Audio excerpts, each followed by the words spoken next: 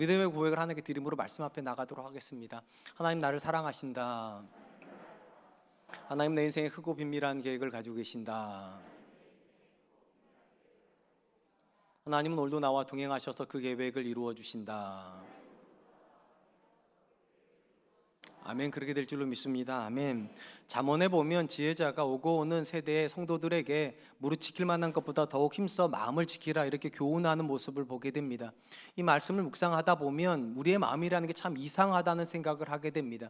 마음이라는 것이 우리 안에 존재하기 때문에 당연히 우리 안에 있는 마음은 내 편이어야 될 것 같은데, 지혜자가 왜 우리한테 마음을 지키라고 말을 하는가? 때로는 우리 마음이 우리 편이 아닐 때가 있기 때문입니다. 우리 안에서 일어나는 생각들이 항상 우리에게 유익하다면 우리는 그 마음을 쫓아가면 되는데, 안타깝게도 내 안에서 일어나는 생각인데 나를 망가뜨리는 생각이 우리 안에 존재합니다. 그리고 이것은 우리가 나쁘기 때문이 아니라 우리 안에 우리를 망가뜨리는 생각을 마음속에다 넣어놓는 존재가 있기 때문입니다. 성경은 이 존재를 마귀라고 부릅니다. 창세기에 보면 아담과 하와가 굉장히 선한 존재로 창조가 되었는데, 어느 날 그의 마음속에 그들이 하나님처럼 될 수 있다라고 하는 망상이 들어가게 됩니다. 이 생각을 마귀가 집어넣었습니다. 또 예수님과 3년 동안이나 동행했던 제자 중에 가룟 유다가 갑자기 예수님을 팔 생각을 하는데, 이 생각조차도 가룟 유다가 만들어낸 생각이 아니라 마귀가 집어넣었다, 이렇게 기록이 되어 있습니다. 그러니까 우리의 마음이 만약 우리가 만든 생각으로만 움직여지는 거라면 나쁘지 않을 텐데, 우리 마음에다가 우리가 아닌 우리를 망가뜨리는 생각을 집어넣는 존재가 있기 때문에 무릇 지킬 만한 것보다 더 마음을 지키려고 노력해야 된다, 그렇게 교훈을 하고 있는 것입니다.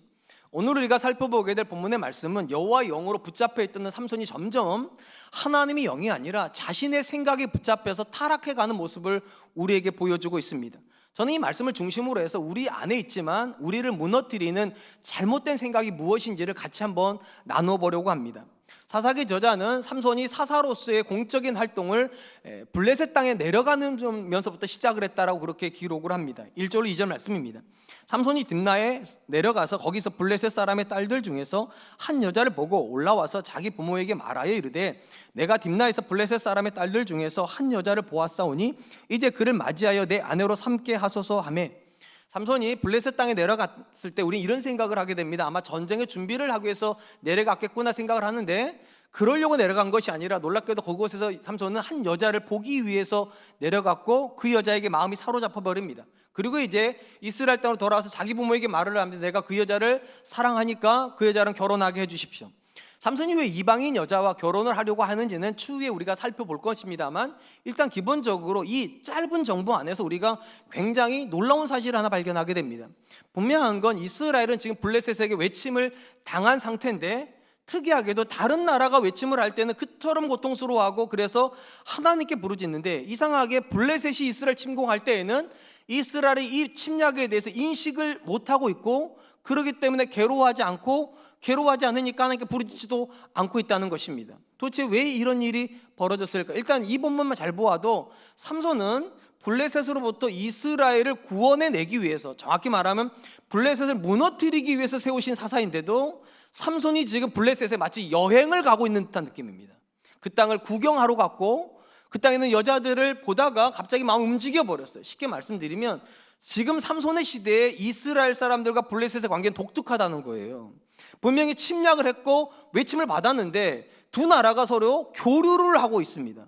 심지어 교류를 넘어서서 어디 지점까지 가게 되는가? 삼손과 같은 이스라엘 남자하고 블레셋과 같은 여자가 결혼을 한다는 건 두 문화가 동등한 입장에서 서로 왔다 갔다 하는 문화라는 것을 우리에게 짐작하게 만드는, 그러다 보니까 어떤 문제가 벌어지는가?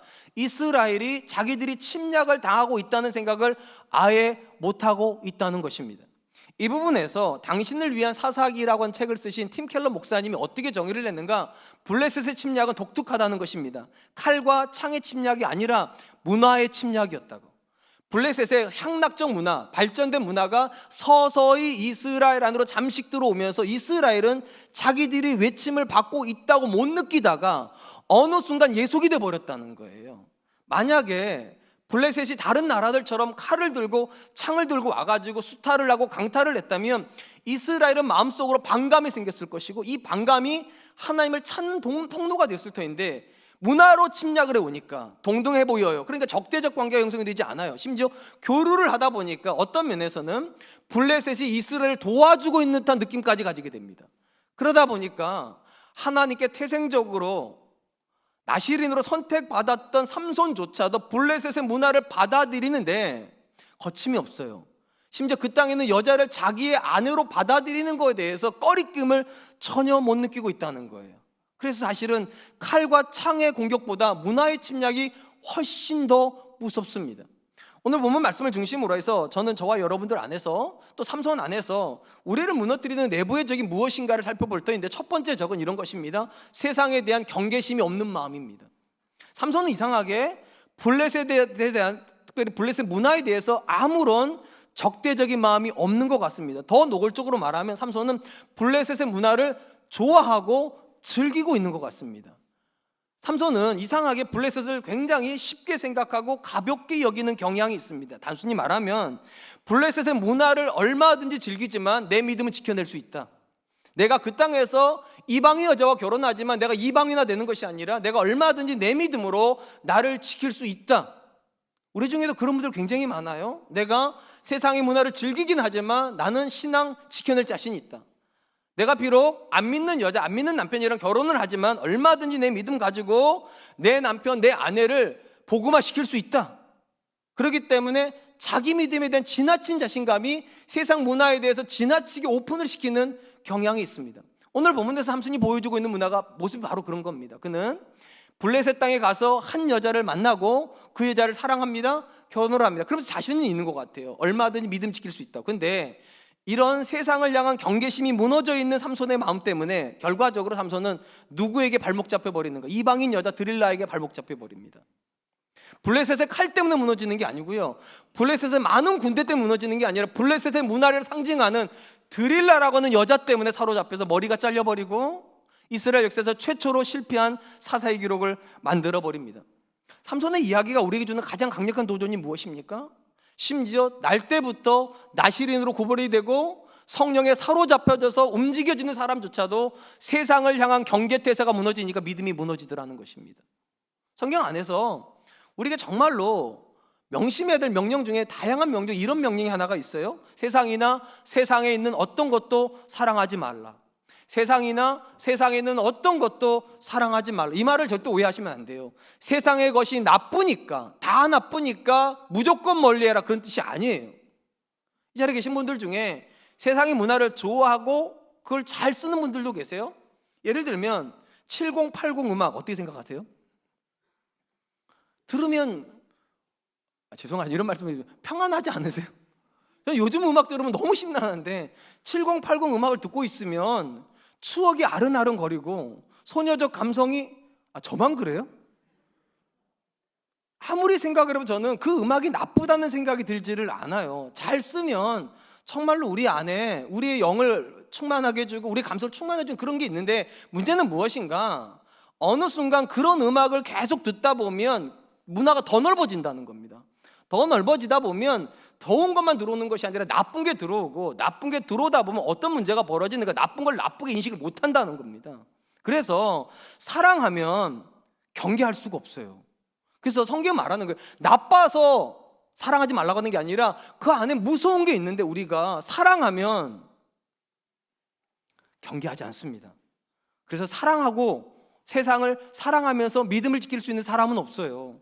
하물며 삼손조차도 그 대단한 삼손인데 블레셋의 문화를 사랑하는 순간 그는 블레셋을 무너뜨릴 수 없습니다. 사도 바울이 영적인 아들 디모데에게 보낸 편지에 보면 굉장히 무서운 표현이 하나가 나옵니다. 디모데후서 4장 10절 상반절입니다.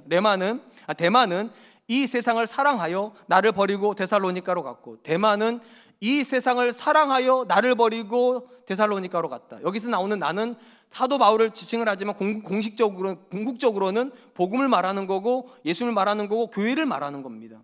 제가 이 말씀 왜 무섭다고 말하는가? 대만은 예수님이 싫어서 세상으로 간 게 아니에요. 복음이 싫어서도 아니고요, 바울이 싫어서도 아니고요, 교회가 싫어서도 아니라 세상이 좋아서요. 세상이 좋아지면 어느 순간 교회는 시시해집니다. 세상이 좋아지면 어느 순간 복음은 시시해집니다. 복음이 틀려서가 아니고요, 예수님이 틀려서가 아니라 세상이 좋아지면 믿음을 지키기가 어렵습니다. 그래서 성경이 말하는 거예요. 세상과 세상에 있는 것을 사랑하지 말라고. 경계심이 무너지면 신앙은 무너집니다.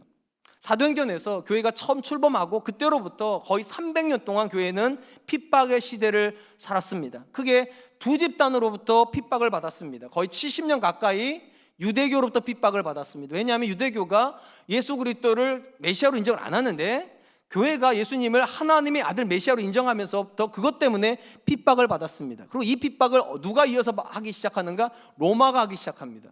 로마가 기독교를 핍박했던 가장 중요한 이유는 기독교가 황제 숭배를 거절했기 때문입니다. 살아있는 존재는 절대로 신일 수 없다. 오직 하나님만 유일하신 우리의 경배의 대상이라 하면서 황제 숭배를 거절하자 AD 63년부터 시작을 해서 64년부터 시작해서 AD 313년에 교회가 공인될 때까지, 기독교 공인될 때까지 무려 250년 동안 핍박을 받습니다. 그러니까 유대교부터 로마까지 합치면 대략 300년 동안 기독교는 계속 세상으로부터 핍박을 받았습니다. 한번 생각해 보세요. 300년 동안요 지속적으로 핍박을 받으면 종교가 자리를 잡을 수 있었겠습니까? 이게 어느 정도 자리를 잡고 핍박을 받은 게 아니에요.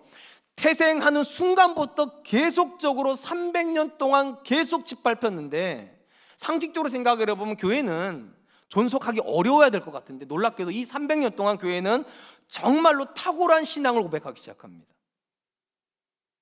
불굴의 신앙의 고백이 나와요.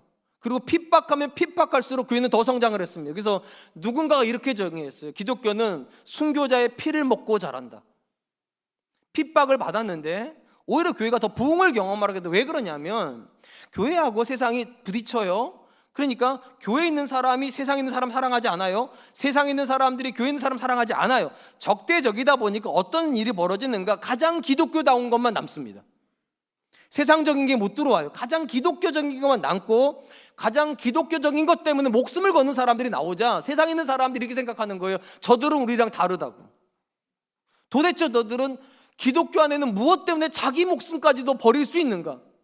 그래서 순교자들의 피가 기독교의 복음을 증명하는 통로가 되어버렸습니다. 결과적으로 교회를 핍박했던 로마가 교회 앞에 무릎을 꿇어버립니다. 그게 AD 313년 교회 공인 사건인 거예요. 핍박의 주체가 핍박을 하고 있었던 대상으로부터 복음을 받아들여 버립니다. 교회가 승리한 거예요. 복음이 승리한 거예요. 근데 이 승리가 기독교의 가장 뼈아픈 패배가 될 줄은 아무도 몰랐을 겁니다. 핍박의 시대에 교회는 굉장히 견고했습니다. 그런데 그때부터 진짜 핍박이 시작했는데, 공인이 되면서부터 어떤 핍박이 시작되는가? 교회가 세상으로부터 환영을 받기 시작합니다. 과거에는 교회도 세상을 경계를 했고요, 세상도 교회를 경계를 했습니다. 그런데 공인이 되고 나서부터 세상이 교회를 향해서 문을 열어버렸습니다. 이렇게 열어버려. 더 이상 경계를 안 해요. 그러다 보니까 교회도 살금살금 문을 열기 시작합니다. 그러면서 세상이 교회 안으로 급작스럽게 들어옵니다. 문제는 무엇인가? 세상을 버리고 교회로 들어온 게 아니라는 거예요. 세상을 가지고 교회 안으로 들어와 버렸습니다. 핍박의 시절에는 두 문화가 섞이지 않았어요. 그래서 가장 기독교다운 게 나왔는데, 공인이 되고 나니까 세상에 들어오니까 무엇이 세상이고 무엇이 교회인지를 모르는 시절에 와버렸다는 거예요. 더 노골적으로 말하면 세상을 사랑하면서 신앙생활하는 사람들이 나오더라는 겁니다. 그러면서 뭐가 기독교인지를 몰라요. 우리 청년들한테 한번 물어보세요. 뭐가 기독교 가치관이 물어보면 몰라요. 어떻게 직장을 가져야 되는지 몰라요. 어떻게 사업을 해야 되는지 몰라요. 어떻게 결혼생활을 해야 되는지 몰라요. 그러니까 교회 바깥에 있는 사람이나 교회 안에 있는 사람이나 결혼생활이 똑같아요. 교회 바깥에 있는 사람이나 교회에 있는 사람이나 직장생활이 똑같아요. 교회 바깥에 있는 사람이나 교회에 있는 사람이나 돈을 쓰는 방식이 똑같아요. 무엇이 교회이고 무엇이 세상인지 모르는 진짜 핍박의 시절이 와버렸다는 거예요. 이러다 보니까 점점 과거에는 세상이 교회를 핍박을 했다면 이제는 세상이 교회를 멸시합니다. 저는 핍박보다 멸시가 훨씬 무서운 적이라고 생각합니다. 세상이 이렇게 말하는 거예요. 너희나 우리나 똑같네. 예수님 믿어도 그렇게 싸우고, 예수님 믿어도 그렇게 욕심부리고, 예수님 믿어도 그렇게 화 버럭버럭 내고, 그럼 왜 믿어야 되지? 그럴 거라면 내가 왜 교회를 다녀야 되지? 지금은요, 기독교가 핍박을 받지 않습니다. 지금은 기독교가 멸시를 받습니다. 왜 이런 일이 벌어졌습니까? 세상을 너무 가볍게 여기기 때문입니다. 삼손이 결국 왜 무너졌는가? 블레셋의 문화를 너무 가볍게 여기니까요. 그냥 즐기다가 떠나면 된다고, 즐기다가 버리면 된다고, 내 믿음은 내가 지킬 수 있다고 얼마든지 자신을 했지만 결과적으로 삼손을 무너뜨린 건 삼손이 우습게 이겼던 블레셋의 문화였습니다. 대단한 칼과 창이 여러분들의 신앙을 꺾지 않아요. 여러분들이 우습게 여기고 있는 그 돈이 여러분 신앙을 무너뜨립니다. 여러분이 가볍게 생각하는 그 성공이 여러분을 무너뜨립니다. 여러분이 가볍게 생각하는 세상의 명예가 결국 우리의 믿음을 무너뜨려 버려요. 그러니까 여러분, 제가 지금 말하고 있는 돈 나쁜 거 아닙니다. 권력 나쁜 거 아닙니다. 명예 나쁜 거 아닙니다. 그런데 두려워해야 됩니다. 가볍게 생각하면 안 돼요. 돈 벌으니까 좋다 그렇게 하면 안 돼요. 돈 벌어서 무섭다 이렇게 말해야 돼요. 권력을 얻어서 좋다가 아니라 권력을 얻어서 무섭다 말해야 돼요. 사람들이 나를 알아주니까 좋다가 아니라 사람들이 나를 알아주니까 무섭다. 그들처럼 될까봐, 그들처럼 살까봐. 그리고 그들처럼 되면 복음은 멸시의 대상이 됩니다. 그리고 복음이 멸시의 대상이 되면 기독교는 존재 가치를 잃어버립니다. 우리 내부에서 가장 무서운 적이 있다면 첫 번째 적은 이런 것입니다. 세상을 가볍게 여기는 겁니다. 세상에 대해서 경계태세를 무너뜨려 버리는 것입니다. 사랑하는 성도 여러분, 오늘 본문에서 놀랍게도 블레셋은 이스라엘을 참 희한한 방법으로 공격하기 시작합니다. 칼로 공격하지 않습니다. 창으로 공격하지 않습니다. 문화로 공격합니다. 서서히 잠식해 들어옵니다. 세상이 문화에 잠식이 되다 보니까 삼손인데도 세상의 문화와 같이 가버립니다. 그러다가 어느 순간 삼손의 정체성이 다 사라져 버렸습니다. 사도 바울이 왜 로마의 성도들에게 편지를 보내면서 이렇게 말을 했을까요? 이 세대를 본받지 말아라. 우리 성경에 본받다라고 번역된 단어의 문자적인 뜻은요, 따르다, 순응한다는 뜻을 가지고 있습니다. 아주 단순히 말하면 이런 거예요. 세상은 끊임없이 우리에게 들어와서 그들이 우리를 따르려고 하는 것이 아니라 우리를 그들을 따르게 만든다는 거예요. 우리가 그들처럼 되게 하려고 우리 가운데 들어오는 존재가 세상이다. 그래서 세상을 가까이 하면서 복음적일 수는 없습니다. 세상을 우습게 여기면서 믿음을 지킬 수는 없어요. 믿음을 지키는 모든 사람 공통점이 있어요. 경계태세가 있어야 돼요. 세상에 대한 경계가 있어야 되고요, 물질에 대한 경계가 있어야 되고요, 권력에 대한 경계가 있어야 되고, 명예에 대한 경계가 있어야 돼요. 경계가 조심해야 된다는 것입니다. 저는 우리 사랑과 은혜교회 성도님들이 세상을 우습게 여기지 않았으면 좋겠어요. 세상은 무섭습니다. 왜냐? 우리의 믿음을 무너뜨린 존재가 그들이기 때문입니다. 한편 삼손이 자신의 눈에 좋아 보이는 여자랑 결혼하려고 하냐? 당연히 삼손의 부모가 반대할 수밖에 없었을 것입니다. 본문 말씀해 보시니까 이렇게 되어 있어요. 3절, 그의 부모가 그에게 이르되 내 형제들의 딸 중에나 내 백성 중에 어찌 여자가 없어서 내가 할례 받지 아니한 블레셋 사람에게 가서 아내를 맞으려 하느냐니? 삼손이 그의 아버지에게 이르되 내가 그 여자를 좋아하노니 나를 위하여 그 여자를 데려오소서 하니라. 여러분, 삼손의 부모가 어떻게 삼손을 얻었습니까? 보통은 부모는 나시린이 아니라고 말씀드렸잖아요. 근데도 삼손의 어머니는 나시린의 고백을 해야만 했고, 그러니까 엄마도 나시린, 아이도 나시린이 돼서 낳은 아이가 삼손입니다. 그러니까 이중 강조가 된 아이예요. 근데 이 아이가 보통 이스라엘 남자도 하지 않은 이방인과의 결혼을 하려고 하니까 그 부모가 얼마나 심하게 반대를 했겠습니까? 근데 삼손이 부모를 이겨먹습니다. 그러면서 뭐라고 말하는가? 내가 그 여자를 좋아하오니 나를 위하여 그 여자를 데려오십시오. 우리 성경 번역은 마치 이런 느낌이에요. 엄마 아빠가 하는 이야기를 내가 다 이해하는데, 근데 어떻게 엄마, 내가 그 여자를 좋아해. 우리 자녀들 중에, 특별히 아들 중에 그러잖아요. 내가 엄마 말 다 이해해, 다 이해하는데 머리는 이해가 되는데 마음이 안 돼. 나 걔 없으면 못 살 것 같아. 엄마, 내가 아빠 말도 다 이해하겠고 그 아이랑 결혼하면 내가 재정적으로 얼마나 큰 손해를 볼지, 많은 부분에서 얼마나 힘들지 내가 다 알겠는데 마음이 병든 것 같아. 엄마, 나 걔 없으면 안 될 것 같아. 우리 자녀들 중에 그런 자녀들이 진짜 많아요. 머리로는 다 이해가 되는데 사랑하고 나니까 이해가 소용이 없고요, 부모가 하는 말이 안 들어와요. 좋아하면 끝이 돼버리는 거죠. 마치 그런 식으로 번역을 했다는 거예요. 근데 사실은 여기에 내가 그 여자를 좋아한다라는 이 표현의 문자적인 뜻은 그런 게 아닙니다. 문자적인 뜻은 이런 거예요. 그녀는 내 눈에 옳습니다.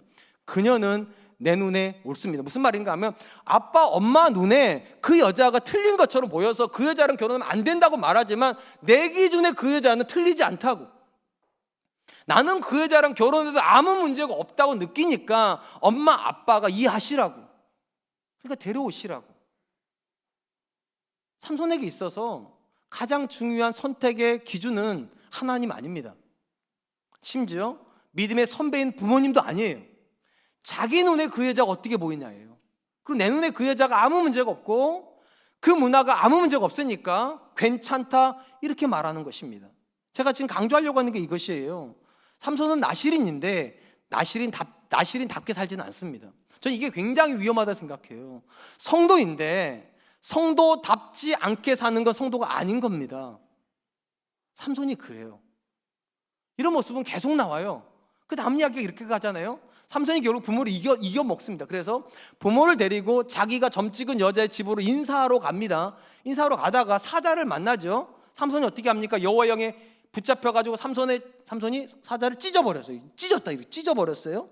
그리고 인사하고 돌아갔다가 이제 이번에 결혼식을 위해 다시 부모랑 내려가다가 어떤 일을 경험하게 됩니까? 자기가 찢어 죽인 사자가 있는 곳에 벌떼들이 막 왔다 갔다 한단 말이죠. 그럼 여러분, 벌떼가 있다는 말은 뭐가 있다는 겁니까?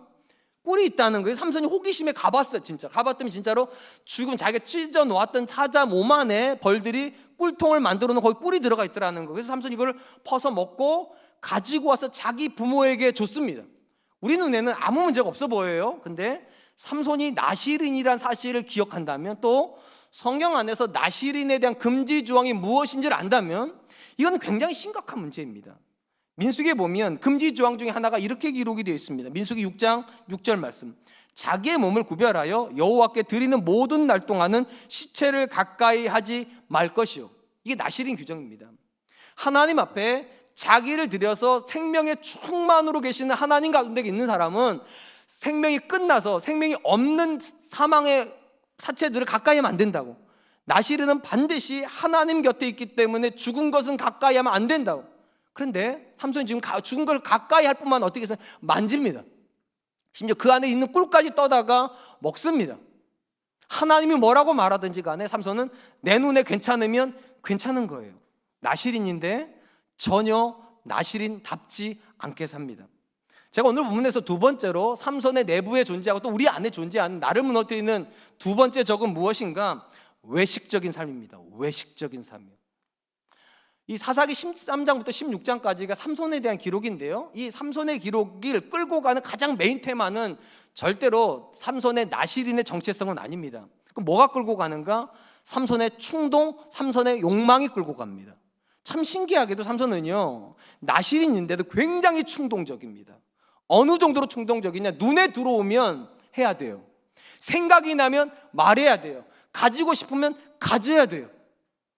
우리 중에 예수님 믿지만 충동적인 분들이 계십니까? 여러분, 미성숙하신 거예요. 신앙의 성숙은 무엇입니까? 충동이 없는 걸 신앙의 성숙이라고 부르지 않아요. 신앙이 성숙해도요, 충동은 다 생깁니다. 그럼 누가 성숙한 사람입니까? 충동을 내려놓을 수 있는 사람이에요. 마음의 욕구는 있지만 하나님, 저 절대로 이런 짓 할 수 없습니다. 하나님 앞에서, 내 자녀 앞에서, 교회 앞에서 하나님, 저는 절대로 이런 삶 살지 않기로 이미 마음으로 서약했기 때문에 하나님, 나 이렇게 안 삽니다. 충동은 있지만 충동에 끌려다니지 않는 사람을 성숙한 사람에게 부르지, 충동 자체가 안 일어나는 사람을 성숙이라고 부르지 않아요. 그런 점에서 삼손에게 자기 눈에 좋아 보이는 여자가 생기는 게 이상하진 않습니다. 꿀이 보이는데 먹고 싶은 마음이 생기는 게 이상한 건 아니에요. 근데 나실인인데 충동적으로 사는 건 굉장히 잘못된 겁니다. 나실인답지 않습니다. 근데 특이한 게 하나가 있어요. 분명히 삼손은 나실인인데 나실인답게 안 살잖아요. 근데 나실인의 외형은 그대로 가지고 있다는 겁니다.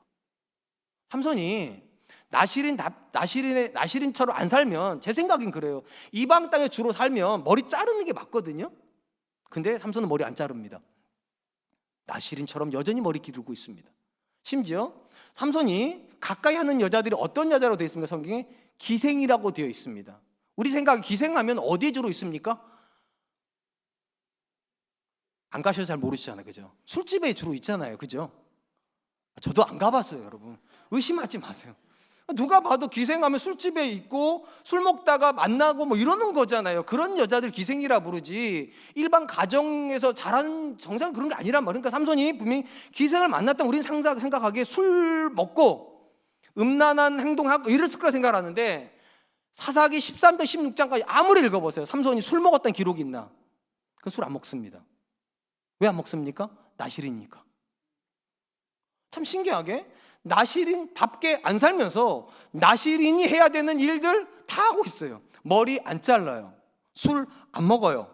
이런 관점에서 오늘 본문에서 우리가 유심히 봐야 될 건 그가 죽은 사자에게서 꿀을 가지고 와서 부모에게 주면서 이 꿀이 죽은 사자에게서 왔다라고 말을 안 한다는 겁니다. 그럼 왜 삼손은 자기 부모에게 이 사실을 숨겼을까요? 간단하죠. 자기 부모가 자기를 나실인으로 알고 있기 때문에 부모를 실망시키고 싶지 않은 거죠. 부모가 자기가 여전히 나실인으로 살고 있다고 인식시키고 싶은 거예요. 인식시키고 싶어요. 외식이에요. 삼손의 외식의 최절정이 뭔지 아세요? 참 신기하게 삼손은 정말 죄송하지만 여자들이랑 참 많이 얽혀 있습니다. 근데 이스라엘 땅에서는 한 번도 여자 문제가 안 일어난다는 겁니다. 그리고 모든 여자 문제는 다 이방인 땅에서 일어납니다. 왜 이렇게 할까요? 이유는 간단해요. 이스라엘 땅에서는요 삼손이 나실인인 거 다 알아요. 그러니까 삼손이 여자 문제 일으키면 대부분의 사람들이 나실인이 왜 저래 이럴 건데 이방인 땅에서 삼손은 나실인이 아니에요. 그들의 눈에 그냥 이스라엘 사람이니까 아무도 자기가 나실인인 걸 모르는 이방 땅에 가서는 가장 방탕한 남자로 삽니다. 자기가 나실인인 걸 아는 사람 앞에서는 머리도 안 자릅니다. 포도주도 안 먹습니다. 그리고 철저하게 자기가 나실인인 것처럼 위장을 합니다. 그런데 자기가 나실인인 걸 모르는 사람들 앞에 가면 어떤 사람보다 방탕하게 살아버립니다. 다른 사람만 모르면 된다. 다른 사람만 내가 어떤 사람으로 살고 있다는 걸 모르면 된다고 생각하는 것이 삼손의 모습인 것 같아요. 바울 사도가 영적인 아들 디모데한테 멀리 하라고 하는 사람이 있다는 거 말합니다. 디모데한테 멀리 하라고 하는 사람이 있어요. 성경에 이렇게 기록이 되어 있습니다. 디모데후서 3장 5절입니다. 경건의 모양은 있으나 경건의 능력은 부인하니 이 같은 자들에게서 내가 돌아서라. 경건의 모양은 있지만 경건의 능력이 없는 사람은 가까이 하면 안 된다. 그럼 제가 한번 물어볼게요. 어떤 사람이 경건의 모양은 있지만 경건의 능력이 없는 사람일까요? 절대로 교회 다니는 사람을 말하는 건 아닙니다. 제가 생각할 때 이 사람들은 이런 사람들입니다. 다른 사람이 보는 앞에서는 굉장히 경건해 보입니다. 아내한테도 남편한테도 자녀들한테도 아주 멋있는 말에 아우 뭐 그렇게 그러면 안 되지. 교회에서 아니 누가 그러면 안 돼. 이러다가 집에만 가면 갑자기 톤이 올라가고 사람들이 안 볼 때하고 볼 때하고 완전히 다른 사람이 되는 분들이 계세요. 다른 사람 앞에서는 굉장히 예의 바르지만 집에만 가면 난폭군이 되는 분들이 계세요. 경건의 모양은 있지만 경건의 능력이 없는 사람입니다. 그래서 빌 하이벨스라고 하는 목사님이 뭐라고 정의를 했는가? 아무도 보는 이가 없을 때 내가 진짜 나다. 아무도 내가 누구인지 모르는 그 상태에서 내 정체성 때문에 어떻게 살고 있는 바가 나지. 사람들이 내가 목사인 줄 아니까 목사인 척 해야 되고, 사람들이 내가 장로인 줄 아니까 장로인 척 해야 되고, 사람들이 내가 권사인 거 아니니까 권사스럽게 살아야 되고, 그게 내가 아니라 아무도 내가 누구인지 모르는 그 장소에서 내가 어떻게 사는가가 바로 나이다. 제가 주일날 이렇게 설교를 끝나고 집에 가면 제 아내가 종종 웃으면서 그런 얘기를 해요. 여보, 집에서는 목사 아니시죠? 왜 이런 얘기를 하는 거죠? 설거지 하라는 거예요. 설거지 하라고. 자기가 밥 차릴 때 수저라도 놓으라는 거예요. 밥 다 먹고 나면 음식 덮어가지고 냉장고에 좀 넣으라는 거예요. 왜 그렇습니까? 집에서까지요 목사의 탈을 쓰고 들어간 사람은 없어요. 집에서까지 장로의 그 외식적인 삶을 들고 가는 사람 없어요. 집에 가면 다 무장 해제가 된단 말이에요. 그리고 그 지점이 진짜예요. 그 지점이 그게 진짜 나예요. 그게 경건의 능력이에요. 그러니까 아내가 내 남편 참 인격적이에요. 아내가 내 남편 참 친절합니다. 아내가 내 남편 참 겸손합니다. 그게 진짜 그 사람이에요. 자녀들이 우리 아빠는요 앞에나 뒤나 똑같고요, 교회에서나 집에서나 똑같아요. 진짜 한결같은 사람이에요. 교회에서나 직장의 모습이 한결같은 사람이에요. 그게 경건의 능력입니다. 우리 중에 처음부터요, 경건의 모양과 경건의 능력이 일치한 사람은 없어요. 다 갭이 있어요. 신앙은 뭡니까? 경건의 모양과 경건의 능력이 점점 닮아가지는 거예요. 믿는 바가 사는 바가 되고요, 내가 다른 사람에게 말하는 바가 내 인격이 되는 거예요. 근데 이 본문에 나오는 삼손은요, 이스라엘 땅에서 모습과 이방인 땅에서 모습이 완전히 다릅니다. 부모가 알고 있는 삼손과요, 이방인들이 알고 있는 삼손이 완전히 다릅니다. 사랑하는 성도 여러분, 아무도 보는 이가 없을 때 저와 여러분은 어떤 사람입니까? 여러분의 직장 동료가 알고 있는 여러분과 교회가 알고 있는 여러분의 모습은 차이가 있습니까? 여러분이 만나는 세상에서 만나는 친구들과 교회에서 만나는 그 옆에 있는 분들이 알고 있는 여러분의 모습에는 차이가 없습니까? 경건의 모양은요, 차이를 만들어냅니다. 그들이 기대하는 모습을 우리가 다 알아요. 그러니까 교회에서는 목사스럽게, 사회에서는 사장스럽게. 반드시 기억해야 될 거, 외식은 언제 시작됩니까? 사람들의 시선을 의식하면 외식이 시작됩니다. 언제 외식이 없어집니까? 모든 장소에서 하나님의 시선을 의식할 때요. 하나님은 어느 장소는 보시고 어느 장 안 보시는 게 아니거든요. 온 땅을 두루 감찰하시기 때문에 모든 영역에서 하나님은 내가 누구인지 아신다면, 오늘도 사람들 때문에 외식하지 마시고요, 하나님 앞에서 하나님이 나한테 기대하시는 남편의 모습이 뭘까? 하나님 나한테 기대하시는 아내의 모습은 무엇일까? 하나님 나한테 기대하시는 장로의 모습은 무엇일까? 하나님 내게 기대하시는 목사의 모습은 무엇일까? 물으세요. 그리고 그 삶을 사십시오. 내부의 적은 이걸 분리시키는 거예요. 그렇게 해도 된다고, 그렇게 된다고. 저와 여러분들이 외식으로부터 나를 분리시킬 수 있기를 축원드립니다. 마지막으로 우리가 삼손의 이야기를 읽다 보면 조금 의아한 내용을 발견하게 됩니다. 다시 삼손이 부모를 설득하는 얘기로 가보면, 부모는 지금 삼손이 하는 행동이 잘못됐다고 말해요. 근데 사사기 저자는요, 마치 이런 부모의 행동이 오히려 잘못됐다는 듯이 기록을 합니다. 다시 3절로 4절 말씀을 제가 읽겠습니다. 그의 부모가 그에게 이르되 내 형제들의 딸들 중에나 내 백성의 중에 어찌 여자가 없어서 내가 할례 받지 아니한 블레셋 사람에게 가서 아내를 맞으려 하느냐니, 삼손이 그의 아버지에게 이르되 내가 그 여자를 좋아하오니 나를 위하여 그 여자를 데려오소서 하니라. 이제 중요한 말이 나옵니다. 그때에 블레셋 사람이 이스라엘을 다스리는 까닭에 삼손이 틈을 타서 블레셋 사람을 치려 함이었으나 그의 부모는 이 일이 여호와께로부터 나온 것인 줄을 알지 못하였더라. 문자적으로만 놓고 보면 삼손이 이방인 여자랑 결혼을 해가지고 그걸 빌미로 해서 블레셋이랑 싸우려고 하는 것이 하나님의 계획이었다. 근데 부모는 그 사실을 모르니까 삼손을 정죄하고 오해를 하고 있다는 듯이 기록을 해놨다는 거예요. 문자적으로는 그런 식으로 해석이 가능합니다. 근데 이렇게 되면 문제가 있어요. 어떤 문제가 있는가?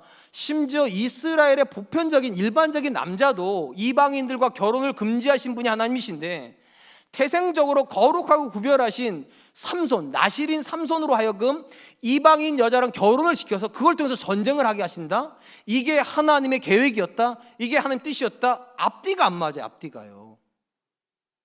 그럼 도대체 왜 이런 식으로 사사기 저자는 기록을 하고 있는 것일까요? 성경 저자들, 특별히 성경의 이 본문을 연구하고 있는 복음지 신학자들이 어떻게 해석을 하는가? 이 본문에서 삼손이 이방의 여자랑 결혼해서 블레셋이랑 싸우는 것이 하나님의 계획이었다, 그렇게 해석을 안 합니다. 어떻게 해석을 하는가?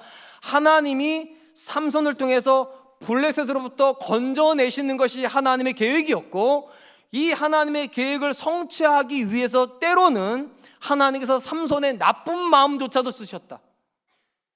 그러니까 나쁜 여자, 음란한 여자랑 결혼하는 게 하나님 계획이 아니라 하나님의 계획은 삼손을 통해서 일하시는 게 하나님 계획이었다는 겁니다. 문제는 하나님께 쓰임받는 삼손이 하나님께 쓰임받기 합당하지 않은 방식을 취했는데, 심지어 그 방식을 통해서도 하나님은 그분의 뜻을 이루는데 아무 문제가 없었다, 이렇게 해석을 하고 있다는 것입니다. 우리가 본문에서 마지막으로 생각해 볼 거, 삼손 안에도 존재하고 우리 안에도 존재하는 우리를 무너뜨린 내부의 적 세 번째가 무엇인가? 자기 합리화요. 이 단어 꼭 기억하고 가세요. 자기 합리화요. 이 본문을 다시 보시면 사사기 저자는요, 삼손이 이방인 여자랑 결혼하려고 하는 것은 하나님께서 그에게 주신 목적을 성취하기 위한 통로였다라고 기록을 합니다. 이대로 한다면 삼손은 분명히 그 마음속에요, 하나님이 그에게 부여하신 사명의식이 있어요. 그냥 결혼하려고 하는 것이 아니라 하나님이 원하시는 일을 이루기 위해서 나는 이 여자랑 결혼해야 되겠다, 분명한 목표의식이 있다는 것입니다. 그리고 이 목표의식 때문에 그는 자기가 이후에 하는 모든 일들을 자꾸만 합리화하려고 합니다. 무슨 말인가 하면, 내가 이스라엘을 위해서 일하려고 하는 거니까 이런 이방인 여자랑 결혼해도 하나님은 허용하실 거라고. 목적이 하나님을 위해서 하는 거니까. 심지어 삼손이 이방인 여자랑 만나기 위해서 부모를 데리고 가다가 사자를 만났는데 하나님 어떻게 도와주십니까? 여호와의 영으로 힘을 주셔서 사자를 찢었어요. 그 말은 삼손이 이렇게 생각을 하는 거죠. 하나님이 기뻐하시는구나, 이게. 그러니까 하나님이 기뻐하시는 일을 하러 가다가 꿀 좀 퍼먹었다고. 이해하시지, 하나님이. 내가 그냥 가는 건가, 지금 이게? 하나님이 일을 하러 가는 건데 배가 고프고 출출하니까 꿀 좀 먹었다고 하나님은 이해하시지. 자꾸만 합리화를 시킵니다. 목적이 좋으니까, 하나님을 위해 사는 일이니까 하나님이 다 이해하시지. 신앙의 여정에서요, 가장 불행한 사람이 어떤 사람들일까요? 여러분 어떤 사람이 불행할 거라 생각합니까? 교회를 다니지만 하나님께 관심이 없고, 그러다 보니까 점점점 세상이 좋아지고, 그래서 하나님께 버림받은 사람, 이런 사람이 불행한 사람일까요? 이런 사람 불행하지 않습니다. 왜냐하면 이건 자업자득이에요. 하나님께 교회까지 데려다 놓으시고 은혜를 주시는데도 하나님 사랑하지 않잖아요. 세상을 끊임없이 사랑하는, 당연히 사랑하는 쪽으로 움직이는 건데, 그래서 하나님도 멀어지는 건 불행할 수가 없습니다. 그럼 어떤 사람이 불행한 건가? 자기는 하나님을 사랑하고 나는 하나님을 위해서 일하고 있다고 생각하는데 어느 순간 하나님이, 내가 도무지 너를 알지 못하는 사람들이 불행한 사람들입니다. 나는 하나님이 사람이라고 확신을 가지고 있는데 하나님이 나를 모른다 하시는 사람들이요. 자기 합리화에 들어가 있는데 어느 날 깨닫는 거죠. 내가 믿음 없는 사람이었구나. 정말 성경에 그런 사람이 있는가? 있습니다. 사울 왕이 가장 대표적인 사람입니다. 여러분, 사울 왕이 하나님 앞에서 왜 버림받았습니까? 그가 절대로요, 하나님이 없는 삶을 살았기 때문이 아니에요. 그는 전형적으로 자기가 하나님의 일을 하고 있다고 생각했던 사람입니다. 그러니까 하나님의 일을 하고 있는데 결국 하나님께 버림받아 버렸어요. 두 가지 사건이 대표적이죠. 블레셋과의 전쟁을 앞에다 두고 있었습니다. 사울이 어떤 생각을 합니까? 전쟁하기 전에 하나님께 제사를 드려야 되겠다고. 여러분, 얼마나 귀한 생각이에요. 전쟁하기 전에 이 전쟁을 하나님께서 기뻐 받으시기 위해서 제사를 먼저 드려야 되겠다고. 근데 안타깝게도 약속한 사무엘이 늦게 와요. 제사를 드릴 수 없어요. 여러분 같으면 어떻게 하실래요? 제사를 드리고 싶은데 못 드려요. 그럼 어떻게 하실래요? 제가 더 쉬운 얘기를 드릴게요. 종종 우리 성도님들 중에 이제 개업 예배를 하세요. 개업 예배를 하고 싶어서 창업 개업을 하시면서 이제 교회 하다가 목사님 개업 예배를 드리고 싶어서 날짜를 딱 잡았는데 갑자기 손님들하고 밀려 들어와. 그래가지고 목사님 정말 죄송한데 개업 예배를 먼저 하고 장사를 하려고 그랬는데 장사가 너무 잘 되니까 개업 예배는 다음에 할게요. 이런 분들이 나와요. 자, 이 부분도 보세요. 사울이 전쟁을 하려고 하는데 지금 전쟁 준비 다 됐는데 사무엘이 늦게 오면 좀 전쟁 먼저 하면 안 돼요? 저 같으면 전쟁 먼저 할 것 같아요. 근데 사울은 전쟁 먼저 안 합니다. 기필고 하나님 앞에 제사를 드려야 되겠다고. 근데 문제가 있죠. 제사 드릴 수 있는 사무엘이 없으니까 부득이하게 내가 해야 되겠다고. 그리고 이렇게 생각하는 거죠. 하나님이 이해하실 거라고. 내가 제사를 건너뛰고 전쟁하려고 하는 것도 아니고 제사를 드리고 전쟁하겠다는데 얼마나 귀한 마음이, 얼마나 귀한 마음. 하나님이 이해하시지. 두 번째 이야기가 그 다음 나와요. 하나님께서 사울에게 다시 한번 기회를 줘요. 어떻게 합니까? 아말렉에 가가지고 모든 아말렉에 살아있는 존재는 다 죽여라. 사울이 가서 모든 사람은 다 죽입니다. 근데 저기 보니까 아주 튼실해 보이는 양도 있고 염소도 있고 송아지도 있고 소도 있는데 어차피 죽일 거라면 하나님께 제사로 죽이는 게 더 좋지 않겠냐. 제사, 어차피 제사를 죽이거든요. 그러면 가져가면 전리품도 모양새도 있고 전리품도 생기고, 그리고 하나님께 제사를 드리니까 하나님이 얼마나 이거는 이해할 만하잖아요. 나쁜 일을 하겠다는 게 아니라 제사를 드리겠다니까 이 정도는 하나님이 이해하시겠지. 자기 합리화예요. 아무리 생각해봐도요, 사울은 저보다 생각이 좋아요. 여러분보다 생각이 나쁘지 않아요. 목적이 참 좋아요, 목적이. 근데 하나님이 그를 버리세요. 왜 버립니까? 그건 자기 합리화니까요. 신앙의 영역에서요, 가장 무서운 죄는요, 자기 합리화를 하면서 짓는 죄예요. 하나님이 이 정도는 이해하신다고. 이 정도는 내가 하나님 앞에 사업을 잘하고 싶은 마음이 있는데, 내가 아는 게 내 방법대로 하면 돈을 더 많이 벌 수 있는데, 성경적이진 않지만 내가 더 열심히 해가지고 하나님 헌금 드리는데, 그럼 하나님 이해하시겠지. 자기 합리화를 하면서 죄를 지어요. 근데 그게 죄인 줄도 몰라요. 성도가 하나님을 기쁘시게 하려고 하는 마음이 있다면 진짜로 조심할 것이 하나가 있습니다. 목적이 과정을 합리화시키면 안 됩니다. 하나님을 기쁘시게 하려고 하니까 어떤 거 해도 하나님은 용서하실 거다. 하나님은 어떤 거를 해도 이해하실 거다. 삼손이 지금 그 늪에 빠져버린 겁니다. 하나님이 일을 하려고 해요. 하나님이 일을 하는데 자기 생각에는 이방의 여자를 이용하면 좋을 것 같아요. 목적 자체가 이방의 여자를 이용하는 게 목적이 아니라 하나님이 일을 하는 게 목적이니까 과정쯤은 하나님이 이해할 수 있지. 심지어 가다가 만난 사자도 찢어 죽일 수도 도와주는 거 보니까 심지어 하나님 나를 기뻐하시는구나. 얼마든지 합리화를 하지만, 그리고 심지어 그걸 통해서 하나님께서 이스라엘을 블레셋부터 건져내시는 소정의 목적도 이루시지만, 이게 왜 하나님 뜻이 아닙니까? 간단해요. 하나님의 일은 이루어지고 있는데요, 삼손이 점점 더 타락하고 있어요. 이방의 여자를 통해서 블레셋을 무너뜨리려고 하는 계획을 시작은 했지만, 그 다음부터 계속 삼손이 가까이 하는 모든 여자는 다 이방 여자예요. 목적이 거룩해도 과정이 거룩하지 않으면요, 사람은 망가집니다. 헌금은 많이 하실 수 있을지 몰라요. 성공하셔서 다른 사람들한테 굉장히 많이 인정받을 수는 있을지 몰라요. 근데 과정이 거룩하지 않으면 인격이 멍들고요, 삶이 죄 가운데로 빠져들고요, 어느 순간 거룩이란 단어를 찾아볼 수가 없어요. 그러니까 목적이라고 하는 큰 타이틀 뒤에 숨으려고 하지 마세요. 신앙은요, 과정이에요. 과정. 하나님이 우리와 동행하시는 게 신앙이지, 내가 하나님께 헌금 많이 한다, 내가 하나님께 용돈 돌린다, 내가 하나님 일을 하고 있다가 신앙은 아니에요. 그 과정 속에서 사람들이 내 안에서 하나님의 동행을 보고 있는가? 내가 정말로 하나님 사람으로 거룩하게 빚어지고 있는가? 내 인격이 어제보다 오늘보다 내일 더 하나님을 닮아가고 있는가? 그게 신앙이죠. 우리 안에 가장 무서운 세 번째 적은 무엇입니까? 목적만 좋으면 된다고 생각하는 거예요. 그건 자기 합리화입니다.